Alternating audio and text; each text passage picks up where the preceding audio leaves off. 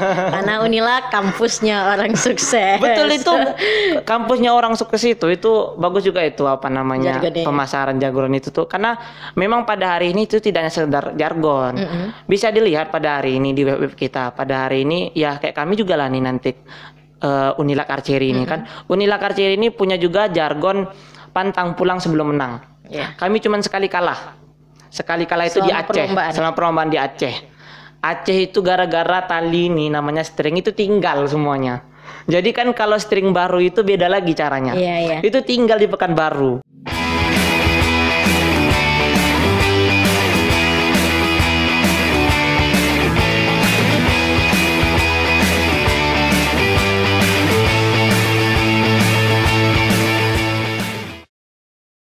Halo Sobat Muda Unilag, kembali lagi di podcast Unilag yang mana pada siang hari ini kita kedatangan bintang tamu atau narasumber yaitu salah satu tokoh muda juga yang merupakan alumni Unilag dan sekarang merupakan sebagai mahasiswa di Pascasarjana Unilag.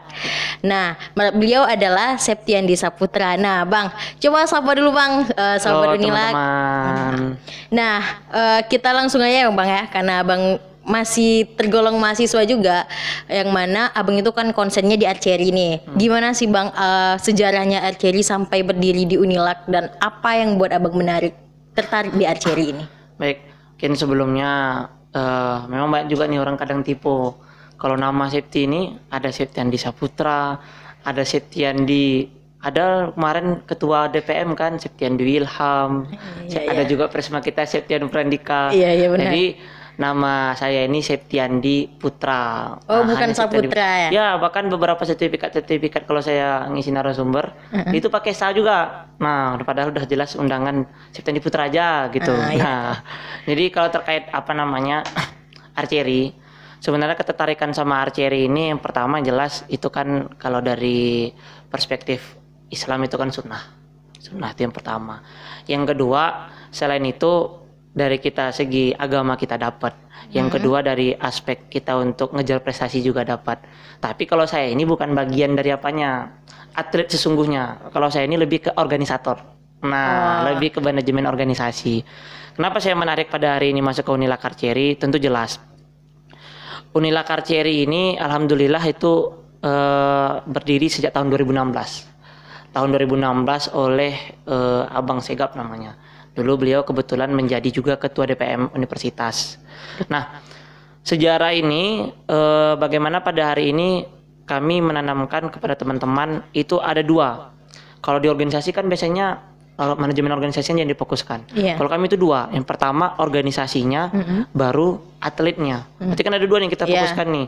Karena kalau misalnya organisasinya nggak bagus, atletnya nggak bisa terkoordinir dengan baik. Tapi kalau misalnya atletnya aja yang bagus, kalau organisasinya nggak bagus juga nggak akan terkoordinir juga. Nah makanya pada hari ini kami itu dari Unilag Archery itu ada yang nggak semuanya atlet. Ada yang memang fokus dia sebagai organisator, bagian administrasi dan lain-lainnya. Bahkan ada juga yang ngerangkap juga mampu begitu. Di administratif dia juga oke, di panahan dia juga oke. Nah untuk sejarah tahun 2016 sekarang sudah tahun 2023 berarti 7 kami tahun. sudah ada 7 atau 6 ya. Iya. Dulu 7 atau 6 tahun ya. 2016 itu kami baru berdiri, 2017 baru ada SK. Oh. Ketika itu masih Bu Rektor, Bu Asnati. Nah, sampai sekarang sudah ya begitulah. Kalau untuk keanggotaan itu kita sudah menyebar di seluruh teman-teman fakultas. Udah merata gitu ya. Sudah merata. Berarti yang bisa masuk di archery ini bukan berarti dia harus pandai panahan. Nah, gitu, ini menarik nih, bagus nih pertanyaannya. Jadi, kenapa kita harus bangga dengan Panahan Unilag? Panahan Unilag ini juga membina kampus-kampus lain loh. Jadi, ada sebagian kampus yang memang pada hari ini ada yang dari UMRI, ada yang dari UIN Suska, ada yang dari UNRI. Itu mainnya ke Unilag. Itu di bawah binaannya Unilag Archery. Sejauh ini yang terikut ya di apa kita, database kita, itu yang ada kampus lain itu UMRI, Universitas Muhammadiyah Riau, UNRI, Universitas Riau, sama UIN Suska Riau, ada UWIR juga, dan terakhir ada Abdurrab. Nah, itu umum juga ada. yang sudah kerja. Jadi kita tidak hanya masuk Unilak KCR ini nggak hanya untuk anak-anak Unilak aja, gitu ya? tetapi dengan catatan di setiap event yang ada harus mengatasnamakan Unilak Archery Club. Tapi kalau sekedar Unilak Archery aja itu kan SK dari Pak Rektor tuh. Iya, benar. Kenapa kita ada tambah kata klubnya? Karena kita juga dapat SK dari cabur nasional, yaitu Persatuan Panahan Indonesia. Nah, itu. Berarti Unilak Archery Club ini tergabung dalam organisasi nasionalnya juga. Ya, ada Perpani cabang olahraganya. Perpani. Nah, sekarang kan archery ini lagi booming nih Bang. Ya, betul. Sampai-sampai ini dijadikan seperti di mall-mall itu ada orang yang archery. Emang apa sih tertariknya orang sampai se-booming itu archery? Nah, jadi pada hari ini mungkin sejak kepengurusannya Pak Insinyur Yuda Bakti ya, itu kalau nggak salah kami di tahun 2019 itulah mulai aktif-aktifnya kembali panahan. Kenapa panahan menjadi booming sekarang? Karena panahan juga merupakan salah satu cabur yang ada di Provinsi Riau, terkhusus di Kota Pekanbaru, yang dalam 1 tahun itu bisa mengadakan 5-10 event. Nah, 5-10 sampai 5-10 event. Nah, dari event-event inilah nantinya masyarakat lihat, tertarik. Orang kan banyak yang nganggap kayak, ih, nembak ini kayak gampang, padahal enggak. Nembak itu kita juga ada sasaran, kita harus konsentrasi, nggak boleh emosional. Kalau kita emosi tuh nampak tuh. Kalau kita misalnya orangnya egois itu kelihatan juga tuh. Makanya gimana pada hari ini memanah itu banyak melatih diri kita. Selain dari memang kalau dari aspek agama kita banyak sangat luar biasa pahalanya. Dari kita mulai memanah, kita datang ke tempat stand target untuk mencabut anak panah, langkah kita itu pun dihitung untuk pahala. Nah, di luar itu juga ada juga bonusnya. Kalau bagi kami pada hari ini para archer, prestasi itu adalah bonus. Tetap yang nomor 1 itu bagaimana menghidupkan sunnah Nabi Muhammad SAW. Ibadah gitu ya. 5-10 kali event itu per tahun Bang? Itu per tahun. Jadi event-event ini yang melaksanakan bahkan ada caburnya, ada tingkat kampus, ada tingkat klub-klub. Mungkin untuk daerah-daerah lain pun kalau dari panahan itu nggak sampai itu, kayak kabupaten-kabupaten itu nggak sampai sebanyak ini melaksanakan. Hebatnya di Pekanbaru ini klub-klubnya, kampus-kampusnya itu ikut aktif, termasuk salah satu motor panahan tingkat kampus yang ada di Provinsi Riau ini adalah Universitas Lancang Kuning. Karena kita memang pada hari ini kalau bisa dikatakan dapat julukan lah kita. Julukannya itu sang event organizer. Kenapa? Posisinya kita setiap mengadakan event itu tertata dengan rapi, sistemnya juga bagus, tersistematis. Karena kita kan di kampus diajarin juga kan bagaimana pada hari ini organisasi itu nggak boleh main-main ya kan, bagaimana cara memanage organisasi. Nah itu kami bahkan di setiap event-event Unilak Archery itu nggak pernah ketinggalan untuk teman-teman dari Unilak itu dikirim jadi panitia, apakah tim statistik dan lain-lainnya. Selain dari prestasi yang kita raih juga, nah banyak kelebihannya. Dengan julukannya tadi, prestasi apa sih yang udah diraih oleh archery di Unilak? Nah, alhamdulillah dari sejak tahun 2017 sejak kita ada SK sah ya, sampai tahun 2023 tercatat melalui bidang Okari kami itu sebanyak 166 medali. Wah. Alhamdulillahnya 166 medali itu baik perak, perunggu dan emas. Itu tingkat baik kita dapat dari dalam daerah maupun luar daerah. Nah, sedikit informasi, kita sejauh ini sebenarnya pergi keluar kota Pekanbaru itu banyak misi. Selain dari kita mendapatkan prestasi, kita juga sebagai promosi. Contoh, pertama kali kami terjun itu Aceh kemarin. Jauh ya. Nganggure Aceh Darussalam, dan itu merupakan satu-satunya delegasi dari Riau. Yang disebut itu Universitas Lancang Kuning terus setiap sebentar. Jadi kan nanti kan mereka pas lagi memanah tuh kan ada iklan-iklannya kan. Nah, nanti kita akan dipanggil-panggil terus tuh. Unilak apa kabar? Nah, jadi orang kan jadi kenal tahu, gitu jadi ya. kenal gitu kampus kita di luar. Nah, untuk beberapa daerah sendiri kami itu sudah sejauh ini alhamdulillah pernah ke Aceh, ke Medan, Sumatera Barat, itu ke Padang ya, ke Padang, ke Kampar juga. Nah, apalagi ya, Kuansing, ada juga Bengkalis. Ini insya Allah tanggal 21 Juni kita akan berangkat ke Sumatera Selatan, yaitu Lubuk Linggau. Ke Lubuk Linggau. Lubuk Linggau. Nah, berarti itu hari Rabu besok. Hari Rabu besok. Sebenarnya berangkatnya hari ini, hari Senin. Cuman karena memang ada beberapa kendala-kendala, kita undur 2 hari. Nanti akan ada yang mewakilkan untuk technical meeting di sana. Mohon doanya, semoga kita dapat medali. Amin. Dengar-dengar nih, spill dong alat-alat atributnya archery, katanya nih sampai puluhan juta nih. Nah, bolehlah kita harus tahu juga yang mana yang puluhan juta ini. Boleh. Nah, tapi sebenarnya jangan dijadikan mahal ini tadi dianggap sebagai nggak enak nih main panah, mahal takut gitu. Nah, sebenarnya nggak mahal, tapi namanya hobi. Kalau saya tuh ingat kata coach Muslim ya, coach kami di Riau ini, sebenarnya panah ini nggak mahal. Kalau kita hobi, sebenarnya berapapun mau keluar. Nah, ini salah satu contohnya ya. Salah satu contohnya ini ada kompon yang kita punya. Kita ada 3. Ini kompon ini sekitar untuk ininya aja tuh 12 juta. Untuk rangkanya aja. Rangkanya aja semua, busurnya aja maksudnya. Busurnya aja.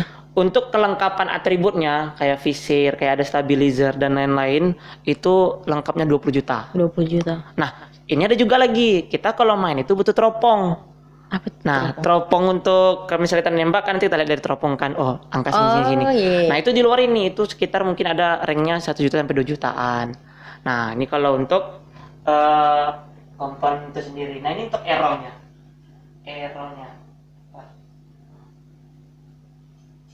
Nah, untuk anak panah sebenarnya yang kami agak menjadi kendala terbesar kami. Kenapa itu? Karena anak panah ini bisa sampai rank angkanya 75.000 sampai 100.000. Bahkan yang sering rusak itu kadang teman-teman kan error mainnya. Iya. Nah, error. Nah, kalau error nanti dia sampai di ujung berbunga-bunga, terpaksa dipotong lagi. Ini harganya pun berbeda-beda. Ini ada namanya knock, ada namanya panes, ada namanya poin. Untuk main itu wajib minimal ada 6 anak panah, harus disediakan. Itu minimal ya. Minimal 6 anak panah yang mau ditembakkan. Gak mungkin kan kita nggak ada cadangan. Iya, benar. Nah, kalikan aja satu ini ada sekitar satu ini 75.000 sampai 100.000. Dan kita pada hari ini memiliki mungkin satu-satunya juga ya, ini bukan klaim ya, tapi saya lihat di kampus-kampus lain juga nggak lengkap juga. Kita semua lengkap jenisnya. Perpanibo itu yang main sambil duduk, itu namanya jemparingan. Kita punya busurnya, itu mungkin di angka 750 sampai 1 juta. Kita juga punya barebow. Kalau perpanibo itu kita punya mungkin 6 unit. Barebow ini kalau nggak salah 30 sampai 35 unit. Itu ada sekitar kalau harganya ranknya ya 2 juta sampai 4 juta. Tapi kalau lengkapnya sampai 7 juta. Nah, ada juga kita punya horsebow. Horsebow itu dari ranknya 500.000 sampai 1.500.000. Kita juga punya banyaknya itu kurang lebih sama kayak barebow juga. Kita juga punya recurve. Recurve itu lengkap tuh. Lengkap semua itu mungkin bisa menghabiskan 8 juta sampai 9 juta. Nah, itu ada juga banyak unitnya kita di sekre kita. Jadi sekre kita itu kalau mau diuangkan, wah itu sampai ratusan juta gitu. Ada uang ya. Ya, belum itu hitungan anak panah. Anak panah itu bayangkan dalam satu busur harus minimal 6. Kami minimal itu satu orang satu busur ini punya 12. Kalau dikalkulasikan berapa totalnya itu sangat luar biasa. Dan Unilak mampu untuk pada hari ini bagaimana menjadi fasilitator ya dengan kemampuan yang ada, karena kan kami juga dituntut pada hari ini oleh senior-senior dan juga bimbingan dari pimpinan itu bahwasanya jangan gara-gara mahal kita terhenti. Nah, jangan gara-gara kita terhenti.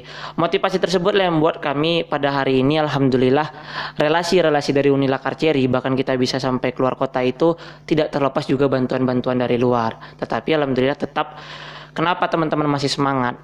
Kalau bisa dilihat ya di kampus lain, tapi saya tidak sebut nama kampusnya. Beberapa kampus itu bahkan kejuaraan ini dapat medali bahkan itu tidak dilirik sama sekali. Alhamdulillah kita pada hari ini kan juga ada tuh program per tahun. Kalau tahun lalu kami dapatnya nggak per tahun. Setiap kami dapat medali selalu dapat. Nah, kalau sekarang ini per tahunnya nanti akan ada apresiasi dari rektor kita. Nah, itu sebenarnya membuat teman-teman ini termotivasi. Jadi kalau capeknya itu nggak kerasa, apalagi kan Unilak Archery ini nggak gampang juga dapat medali. Kami ini latihannya setiap hari bisa dilihat selalu di lapangan softball itu tempat kita panahan sekarang itu setiap sore jam 4 pasti ada yang lagi memanah. Wajib. Nah, ini bahkan yang ini beda lagi harganya nih. ininya. Jadi ada banyak dia. Sarungnya beda Ada lagi. lagi nanti namanya fingertip untuk di sini, ada lagi arm guard untuk safety di sini, ada lagi nanti chest guard di sini, banyak semuanya. Dan itu semua merupakan pundi-pundi keuangan juga. Ya. Cuman kami nggak mau menjadi apa ya? Kami nggak mau jadi itu. Kalau kita langsung punya mindset mahal, kami nggak akan berani lagi untuk bermain-main. Iya benar. Apalagi kalau anak baru, itu kalau misalnya patah, itu udah pucat. Bang, ini kayak mana? Ini kayak mana? Ini kayak mana? Ini kayak mana? Nggak usah takut. Kita kan punya anggaran yang tibanya untuk mengganti kayak gitulah, kayak dari kas. Apakah nanti dari berarti ada kasnya juga. wajib ada kas. Tapi di luar kas juga kita kan setiap event kita kan ada sisa-sisa tuh. Nah itu kita alokasikan lagi untuk perbaikan. Berarti Gitu. ada perawatannya gitu ya, biaya perawatan. Perawatan itu Wajib. mahal juga. Tapi nggak apa-apa, teman-teman. Kalau teman-teman kampus, ya kan nggak usah, ini sebagai ajang promosi juga ya kan untuk Unilak Archery. Sebenarnya nggak usah takut main panahan ini. Nanti kalau misalnya dia kan itu cukup bayar 100.000 di awal administrasi kan. Nah setelah itu hanya iuran 20.000 per bulan aja, dan itu pun nggak harus juga per bulan. Kalau misalnya lagi nggak ada duit, ya kita akan ada toleransi juga lah. Nah terkait nggak harus punya pribadi. Nah sebagian kita ada punya kampus, jadi nanti dalam artian hak milik UKM lah, itu bisa dipakai. Difasilitasi gitu ya. Jangan mengira aku masuk ke Unilak Archery ini harus punya busur, harus punya semuanya, harus menyiapkan modal sebanyak 7 juta untuk bisa bermain, baru bisa berproses. Nggak perlu. Udah takut di awal Nggak gitu takut ya. di awal. Kita akan kawal juga. Contoh misalnya nanti pengen apa nih, pengen beli alat, udah keasikan nih. Nanti kita akan ada bantu itu dengan harga yang lebih terjangkau, dengan sumber anggaran yang mungkin kita punya. Nanti kita bantu. Kamu ada berapa? Oh segini. Tapi kita lihat nih, anaknya ini betul-betul semangat nggak semangat, pasti kita bantu. Baik itu Keseriusannya gitu ya. Keseriusannya kita bantu nanti teman-teman untuk membeli. Ini kan berarti ya Bang aktif juga, baik di akademik, aktif juga berorganisasi, aktif juga. Bagaimana sih menyeimbangi antara organisasi dan akademik? Pada saat ini kan banyak nih teman-teman nggak mau organisasi, takut akademiknya terganggu. Ya, baik. Ini sebenarnya pertanyaan yang kalau kita sering di warung kopi ataupun di sekretariat sama adik-adik baru itu selalu nanya tentang bagaimana sih memanajemen waktu, bagaimana sih manajemen. Sebenarnya pada hari ini bukan manajemen waktunya, ada yang kita korbankan. Nah, contoh, kalau saya ini sejak ngampus di Unilak, saya kan nggak tahu dulu nih kalau Unilak ini pada hari ini sangat perhatiannya sangat luar biasa terhadap organisasi. Dalam artian ya terlepas bagaimana dinamika kampus ya. Contoh, semasa saya kuliah kemarin ya, S1 lah. Kalau S2 ini agak ringan sih. S2 ini soalnya saya full online. Full online dan juga nanti ada offline-nya juga. Kalau di S1 saya itu dari jam 8 sampai sore itu kuliah. 8. Sore kuliah. Sore menjelang Isya itu saya gunakan untuk biasanya ngerjain tugas. Ngerjain tugas. Nanti ini tapi nggak boleh ditiru, boleh tidak. Tapi kan semuanya itu setiap pilihan itu ada risiko. Nah, dari jam 8 nanti jumpa pagi lagi itu sampai subuh itu saya full untuk diskusi. Di awal-awal memang saya sering ngantuk. Kalau senior itu ceramah tuh saya ya bang, siap bang, ya bang. Cuman alhamdulillahnya berdampak ke saya sekarang. Nah nanti paginya lagi saya kan apa nih? Alhamdulillah kuliah akademik nggak pernah. Dalam artian nggak pernah bolos lah. Dan juga saya juga ketua kelas kan. Ketua kelas itu harus hadir 15 menit sebelum jam masuk kan harus bawain fokus sama aqua sama absen. Kalau kami di Vekon kayak gitu, Fakultas Ekonomi kan. Soal sekarang ada Fakultas Ekonomi Bisnis. Nah jadi istirahat saya itu jarang. Istirahat saya kapan? Istirahat saya ketika nanti memang kalau nggak ada tugas berarti di sore itu saya bisa tidur. Kalau nggak ada diskusi saya bisa tidur. Tapi saya lebih memanfaatkan waktu istirahat saya itu untuk mengisi hari-hari di organisasi. Memang di awal banyak juga nih menjadi masalah orang tua. Nah asik di luar sebenarnya wajar. Kenapa saya katakan orang tua itu marah? Wajar. Karena kita masih pakai duit orang tua untuk kuliah. Iya benar. Tanyanya lah ya kan. Nah kamu nih benar kuliah apa enggak? Tapi saya perlihatkan.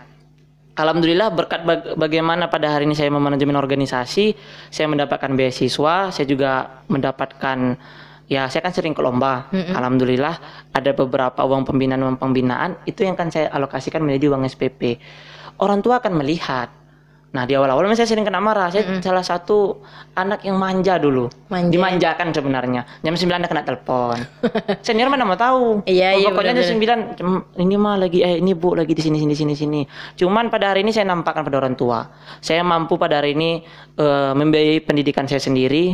Saya juga tidak minta jajan orang tua sejak semester 1. Bagaimana kan kita di luar itu ada uang paket, uang minyak, uang makan, itu bahkan saya tidak minta orang tua lagi. Jadi orang tua juga nampak hasilnya, terlihat. Nah, makanya pada hari ini harapan saya memang ya perspektif terhadap organisator itu hilanglah, dalam artian kayak katakanlah anak organisasi ini lambat wisudanya, itu hanya oknum. Ya, benar. Jangan salahkan organisasinya. Terkadang lambat itu pun pasti ada visi yang akan dilakukannya. Kayak contoh saya sebenarnya ya, saya semester 7 itu mata kuliah saya sudah selesai. Sudah selesai. Kenapa tinggal skripsi. Semua sempro semua saya kerjakan. Kenapa di semester 9 saya wisudakan? Di 1 tahun itu saya gunakan waktu saya kan nggak ada kuliah lagi berarti kan. Saya gunakan apa yang saya dapat pada hari ini. Letih saya dari semester 1 sampai semester 7. Saya implementasikan lah, saya aplikasikan lah ketika selama 1 semester ini sampai semester semester 9 baru saya wisuda. Lebih puas berorganisasi gitu. Lebih puas berorganisasi. Apa dampaknya? Dampaknya bahkan setelah saya selesai dari S1, saya bisa dapat S2. Saya kan alhamdulillah salah satu penerima beasiswa. Juga di pasca sarjana.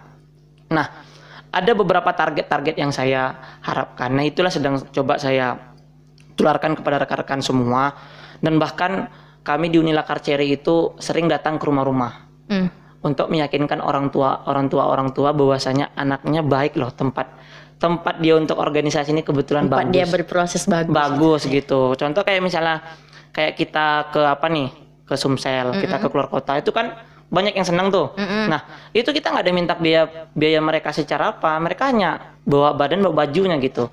Nanti anggaran itu kita yang ngurus dari teman-teman yang memerhatikan organisator. Nah, itu kan sebenarnya nampak juga dari orang tua. Wah, anak saya juga berprosesnya juga bagus ya. Nah, makanya pada hari ini untuk memanajemen waktu ada yang kita korbankan. Waktu istirahat. Bahkan sekarang karena saya sudah sering terdoktrin seperti itu, kalau nggak ada kegiatan saya capek. Kalau misalnya cuman duduk gitu kan, selalu terpikir nanti kok hidup kayak gini-gini aja. Padahal cuma 2 hari baru libur tuh, nggak ada ngapa-ngapain, ya kan? Baru 2 hari kayak gitu. Nah, alhamdulillahnya dari apa hasil yang saya dapatkan dari tentu kita juga berbicara hasil ya, dari pengorbanan itu tadi, relasi. Iya. Pada hari ini kegiatan yang mungkin teman-teman juga bisa lihat di sosial media kita ya. Berbagai event-event yang mungkin dikatakan mustahil untuk dilaksanakan di Unilak ataupun di organisasi saya di Himarusa yang bernama Sorme Bersatu. Itu menjadi hal yang tidak mungkin, itu menjadi mungkin. Itu akibat relasi. Yang kedua, prestasi. Inilah saya harapkan dari teman-teman juga. Kenapa? Pada hari ini orang tua juga pengen kita tidak hanya membesarkan organisasi. Orang tua juga pengen bagaimana anaknya secara personal value-nya itu kelihatan. Iya, benar. Nah, makanya pada hari ini saya selalu sarankan pada adik-adik, coba lihat di sana sekarang ini Besera ada lomba menulis, ada lomba puisi, banyak silakan ikuti. Masalah gagal itu nanti. Saya coba dulu. Saya waktu pertama kali ikut esai nasional itu saya 8 kali gagal loh. 8 kali gagal, keluar duit. Tapi percayalah, Tuhan itu akan melihat proses kita.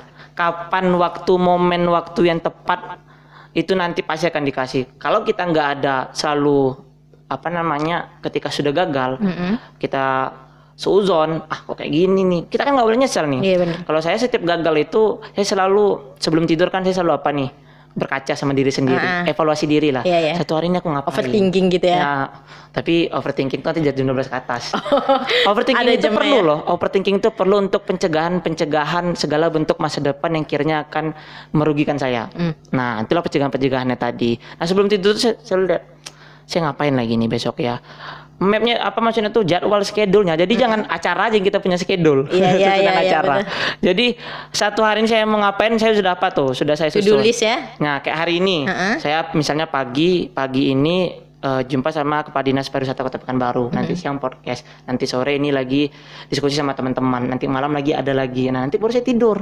Nah sebelum tidur lagi nanti coba susun lagi. Nah besok mau ngapain? Siap kalau untuk capek. Tapi kalau terkadang nggak apa kita bilangnya masalah itu terkadang banyak yang nggak mau juga rasa capek ini dilewati. Tibanya dikit-dikit udah lemas badan, apa. Saya bahkan sampai kayak demam juga ada. Tapi kan itu bagian dari proses. Kalau diceritakan ke anak kita nanti, bapak dulu nak. Nah, kan? Ya gitu. Kita biasanya kayak gitu kan, bapak dulu nak. Kalaupun jumpa sama adik-adik, abang dulu dek. Tapi kalau kita berbicara dulu, hanya sekedar tidak ada kebolehan-kebolehan ataupun value yang memang bagus, itu akan jadi omong kosong. Kadang kan banyak nih sebagian senior-senior ya secara personal itu hanya bagaimana menekan. Padahal junior itu dia lihat dulu role model. Pantas nggak abang ini menjadi apa? Apa sih kebolehannya? Itu nggak boleh kita salah. Nggak boleh sih kita salahkan. Adik-adik ini mungkin berpikir abang suruh kami ini. Abang aja nggak pernah. Iya. Ya kan? Nah, misalnya kalau dari abang suruh aku sholat, abang sendiri aja nggak sholat. Abang suruh aku kesana kesini, ngomong ini nanti dek ya gini. Abang aja nggak pernah. Abangnya santai gitu. Abang santai aja. Pernah nggak abang dulu? Nah sebenarnya wajar pada hari ini banyak junior yang mungkin katakanlah ya hamba merdeka ya, bukan pemberontak ya, hamba merdeka. Jadi mereka itu ya bagaimana pada hari ini saya selalu setiap tidur itu bercermin, aku ini masih ada kurang. Saya tidak pernah puas, tapi wajib untuk bersyukur. Nah, selalu memperbaiki diri. Berarti dengan di mixnya akademisi dengan organisasi itu membuat kita produktif. Wajib kita tetap kuliah menjadi prioritas nomor 1. Kuliah nomor 1. Tetap kuliah nomor 1. Tujuan pertama ke sini itu kuliah. Tetapi jangan jadikan kuliah alasan tidak aktif untuk berorganisasi. Alhamdulillah, dampak organisasi ini luar biasa. Saya sangat merasakan. Masya Allah. Nanti yang mau diskusi bisa langsung ya Bang ya. Saya standby selalu di pusat kegiatan mahasiswa Sekretariat Unilak Archery. Nah, hari-hari saya di sana. Silakan kunjungi dan hubungi di Unilak Archery langsung di sekretariatnya. Tapi saya nanti nggak menggurui, sharing. Nah, jangan terlalu berekspektasi tinggi pula. Abang ini orang mantap nampaknya. Nah, tapi kalau mau kenalan sama saya kan Instagram juga ada. Septiandi Putra hanya 2 di ujung. Septiandi Putra hanya 2 di ujung. Silakan follow Instagramnya nanti. Iya. Langsung aja follow ya Instagramnya Septiandi Putra. A-nya 2 di ujung. Ada di ujung. Nah, nanti satu nggak jumpa pula ya Bang ya. Ya, kalau mau komunikasi DM dulu nanti ya kan. Iya. Yang tiba-tiba langsung datang, nanti bingung orang. Terkejut ya. Apa nih? Sekarang kan Abang aktif di Himpunan Mahasiswa Bersatu, Himarusa. Dan sekarang pun Abang menjadi mahasiswa di Pascasarjana. Bagaimana Abang menyeimbangi antara berkegiatan di Himarusa dan berkuliah di Pascasarjana? Apa sih keringan di Pascasarjana Unilak gitu? Nah, jadi saya ini kebetulan kan prodi Magister Manajemen. Prodi Magister Manajemen Sekolah Pasca Sarjana Universitas Yang Kuning. Semester 2, OTW semester 3. Alhamdulillah sudah selesai ujian akhir semester. Nah, tidak ada tenang, semester 3 lagi. Nah, jadi untuk di Pasca Sarjana memang kami itu kan online sejauh ini karena kan dalam tahap renovasi. Nah, selama kami di Pasca Sarjana itu online, itu kami kan kuliahnya dari jam 4 sampai jam 9 malam. Nah, untuk dari jam 4 sampai jam 9 malam, dari pagi kan saya bisa. Pejabat itu kan kalau mau dijumpai pagi dia.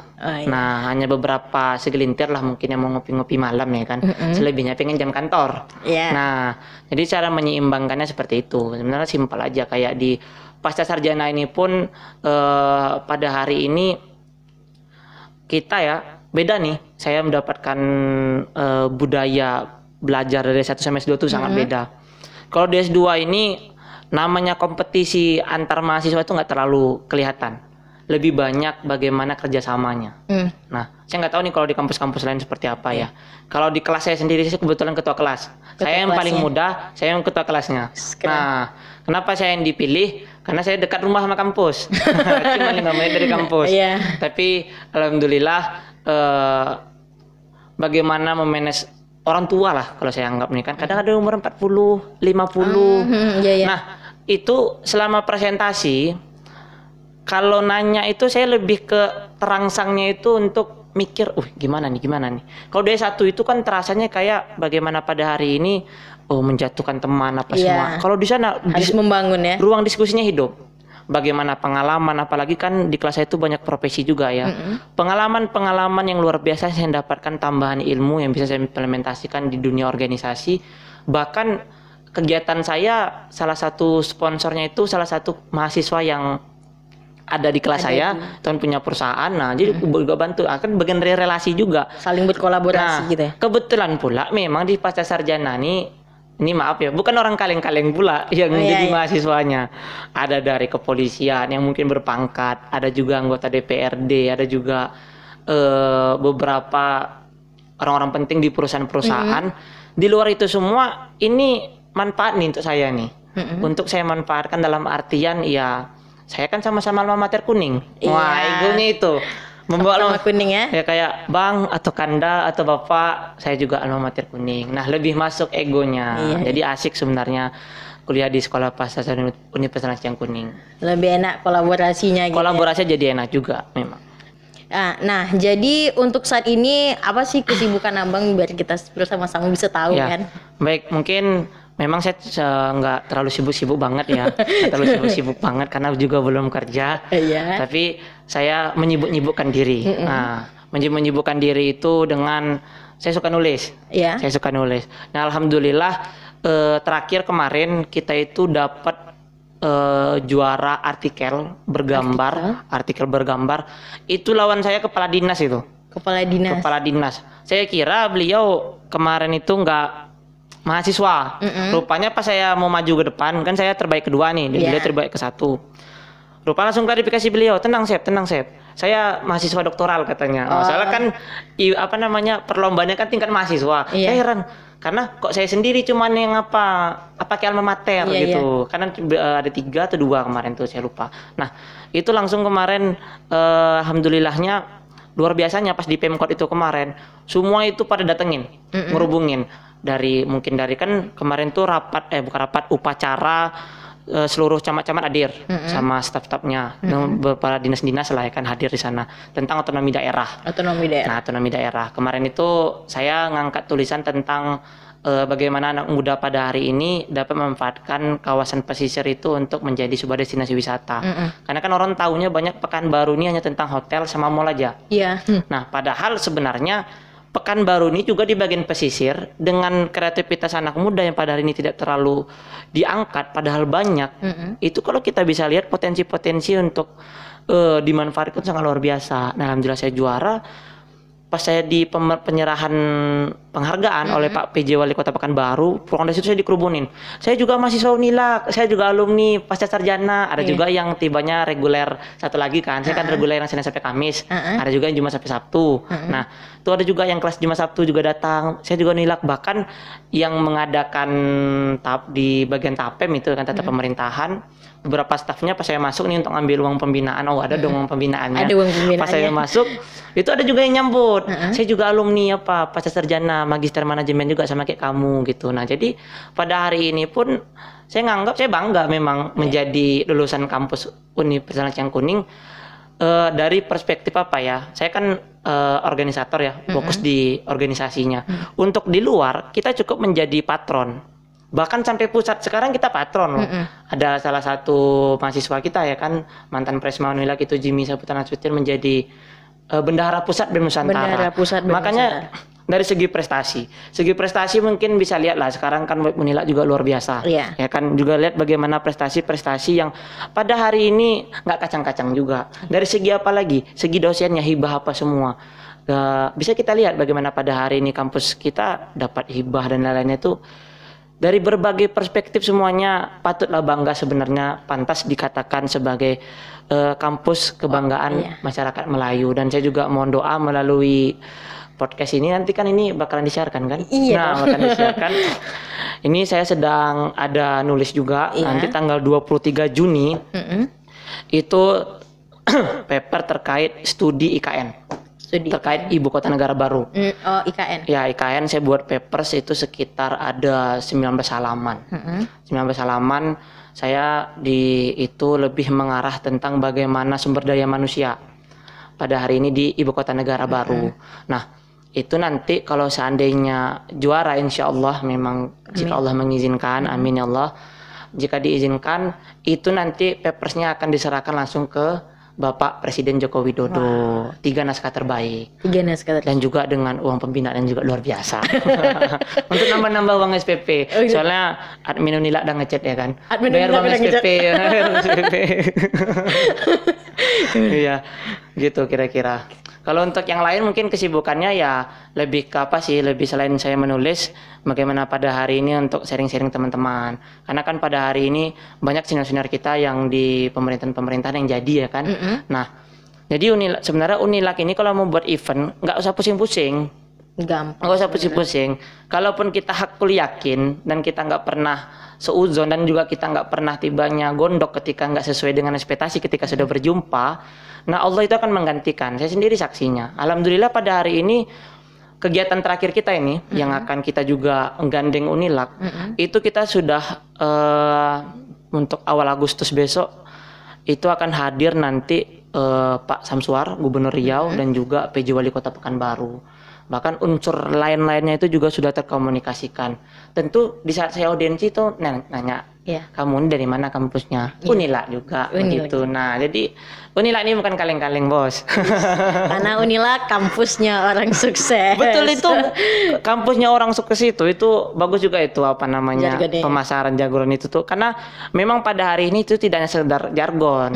Bisa dilihat pada hari ini di web kita. Pada hari ini ya kayak kami juga lah nih nanti Unilak Archery ini kan. Unilak Archery ini punya juga jargon pantang pulang sebelum menang. Kami cuma sekali kalah. Sekali kalah itu di Aceh. Selama perlombaan di Aceh. Aceh itu gara-gara tali ini namanya string itu tinggal semuanya. Jadi kan kalau string baru itu beda lagi caranya. Itu tinggal di Pekanbaru. Nah, makanya kami pada hari ini optimis karena pun kan untuk mendapatkan medali-medali ini nggak gampang juga. Setiap hari teman-teman ada bahkan sampai sakit, tapi itu bagian dari proses. Nggak gampang juga untuk mendapatkan prestasi sebanyak ini, sebanyak 166 medali yang telah kita sumbangsikan untuk kampus kebanggaan kita. Karena memang nanti mereka ini pun nggak sabar kalau sudah dapat medali. Bang, jangan lupa nanti kita foto sama pimpinan ya, pimpinannya. Nah, alhamdulillah rektor kita ataupun berbagai jajaran ataupun di tingkat fakultas itu tidak se-eksklusif seperti kampus-kampus lain. Dalam artian eksklusif ya kan kadang ada yang terlalu lama ya kan, maksudnya bisa 2 minggu, 3 minggu baru bisa jumpa. Ini langsung kalau untuk sekedar foto-foto. Nah, makanya pada hari ini teman-teman masih semangat terjaga karena juga ada pendampingan-pendampingan dari kampus yang kalau untuk event-event pun juga kita banyak dibantu. Unilak Archery juga banyak loh buat apa? Buat apa namanya event-event apa kayak kita kemarin terakhir bulan tahun 2022 itu kita pertama kali mengadakan event indoor tingkat Provinsi Riau. Langsung tuan rumahnya Unilak. Tuan rumahnya Unilak. Ini kampus loh ya, bukan klub. Kalau klub itu kan lebih besar lagi gaungnya ya kan. Nah, ini langsung kampus kita yang melaksanakan pertama kali diadakan di Provinsi Riau. Dalam 1 tahun ini kita sudah melaksanakan dua kali perlombaan. Sirkot 1 sama apa kemarin saya lupa. Insya Allah nanti kedepannya akhir tahun kami membuat festival tradisi. Festival tradisi itu mungkin nanti akan menghadirkan sekitar 500 orang di kampus kita. Nah, itu gambarannya. Semoga terakhir 300 kemarin. Baik, sampailah kita pada penghujung bincang-bincang kita pada hari ini. Mungkin Bang ada close statementnya untuk teman-teman sobat muda Unilak. Ya, baik. Nah, jadi yang untuk closingnya, harapan saya melalui podcast ini memang teman-teman semua untuk di organisasi kita apalagi UKM itu tidak perlu terlalu merasa cemas untuk melaksanakan kegiatan. Saya merasakan sendiri dari panahan setiap saya membuat kegiatan itu tidak pernah dipersulit. Kalaupun memang nanti teman-teman juga butuh anggaran dari luar, banyak senior-senior pada hari ini yang bisa membantu kita untuk relasi-relasi dari luar. Takut, ya.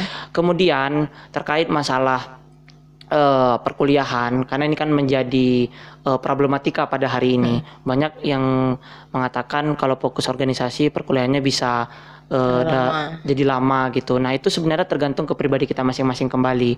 Tetap bagaimana pada hari ini akademik nomor 1, kuliah nomor 1. Dengan teman-teman juga harus ketika memilih untuk aktif organisasi, berarti teman-teman siap menerima resiko dengan kurangnya istirahat seperti yang saya katakan tadi.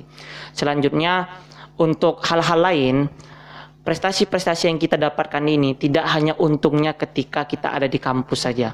Untungnya juga nanti setelah kita di pekerjaan. Contoh satu, ada salah satu atlet Unilak Archery yang bekerja di salah satu perusahaan besar. Tahu nggak, diterima ini saya nggak bohong ya. Dia diterima karena dia aktif di panahan. Kenapa aktif di panahan menarik menjadi HRD-nya itu menarik untuk menerima dia? Karena orang HRD itu tahu panahan ini memiliki tingkat fokus yang tinggi, ya kan? Tingkat ketelitian yang tinggi, tingkat kehati-hatian yang sangat luar biasa. Nah alasan itu loh yang diterima, yang membuat dia diterima. Dan dia cerita ke kami gitu, dia sharing-sharing ke kami gitu. Nah dampak-dampak lainnya secara value kita secara personal ini akan berdampak nanti di dunia pekerjaan, di lingkungan kita juga. Nah tetapi jangan pernah merasa kayak sekali coba, 2 kali coba sudah pasti akan merasakan hal yang diinginkan. Tidak. Untuk berapa kali coba itu tidak ada angka batasnya. Mau 10, mau 20, mau 30, selagi belum kita berhasil, berarti kita belum sampai di titik yang kita inginkan. Kalau gagal, itulah guru sebenarnya. Evaluasi diri pada hari ini. Dan juga saya sebagai motivasi pada hari ini untuk sharing kepada kawan-kawan, saya ini tidak bohong ya. Organisasilah yang membuat pada hari ini saya bisa jauh mendapatkan prestasi-prestasi yang banyak. Juga saya bisa tibanya kayak udah menghidupi diri sendiri itu sudah bisa. Dalam artian kayak biaya pendidikan dari saya juga, dari ya uang makan, uang minyak jajan, nongki-nongki, di luar itu dari biaya pribadi juga. Nah banyak dampak-dampak bagus dari kita aktif untuk organisasi. Nah dan juga untuk di Unilak Archery sendiri, insya Allah teman-teman akan selalu dikawal. Enggak pun nanti terlalu handal ataupun terlalu profesional di bidang keatletan, nanti kita akan fokus di bidang organisasinya. Banyak loh ilmu-ilmu bagaimana mendapatkan CSR perusahaan itu nggak gampang, itu ada prosesnya. Bagaimana cara surat menyurat yang baik itu kita juga akan ajarkan di Unilak Archery. Jadi karena kita fokus di bagian organisasi dan juga fokus di bagian keolahragaan. Dan terakhir, kita patut bangga dengan kampus kita. Bahkan tradisi saya di kampus saya waktu S1 itu memberikan memberikan apresiasi untuk mahasiswa berprestasi, dipanggil waktu yudisium loh. Bayangkan, selama pas waktu yudisium itu kan kakak-kakak kita, bangga tuh. Septiandi Putra, ini dengan prestasi bla bla, maju kita ke depan, dilihat oleh kakak-kakak semua, disaksikan oleh kakak-kakak yang pada hari ini akan melanjutkan estafetnya di kehidupan yang lebih nyata di dunia pekerjaan, yang meyakinkan mereka bahwasanya mereka tidak salah kampus pada hari ini di ekonomi begitu. Di ekonomi kami digituin di yudisium. Dan alhamdulillahnya lagi di tingkat universitas juga dibacakan waktu wisuda. Nah, jadi alhamdulillah banyak apresiasi yang tidak berupa materi saja, tetapi berupa hal-hal yang dihargai seperti itu sudah sangat membanggakan bagi mahasiswa. Karena kurang lebih hal-hal seperti itu kan juga akan meningkatkan personal kita kan, personal branding secara pribadi gitu. Nah, melalui podcast ini saya mengucapkan terima kasih kepada kampus Universitas Lancang Kuning. Kayaknya rasa saya bayar uang SPP itu balik ke saya lagi itu rasanya sangat luar biasa baliknya. Rasanya tuh misalnya saya bayar uang SPP kan zaman saya itu 2.500.000. Balik ke saya itu lagi berlipat dari segi materinya juga, dari angka uangnya juga gitu. Jadi ya jangan jangan menyalahkan kampus kalau misalnya kita tidak bisa berproses dengan baik, tapi banyak-banyak introspeksi ke pribadinya. Diri sendiri. Apa sih yang sudah kita berikan ke kampus? Jangan nanya kampus sudah berikan apa ke kita, tapi apa sudah sih kontribusi kita ke kampus, baru kita tuntut. Apa sih kampus, bentuk apresiasi apa sih yang harus kampus berikan ketika kita sudah kontribusi. Terima kasih untuk teman-teman Unilak Podcast, keren, hostnya juga keren, cantik lagi. Mungkin sekian dari bincang-bincang kita pada hari ini, dan nantikan episode 1, 2, 3 dan selanjutnya, dan sampai jumpa. Dadah.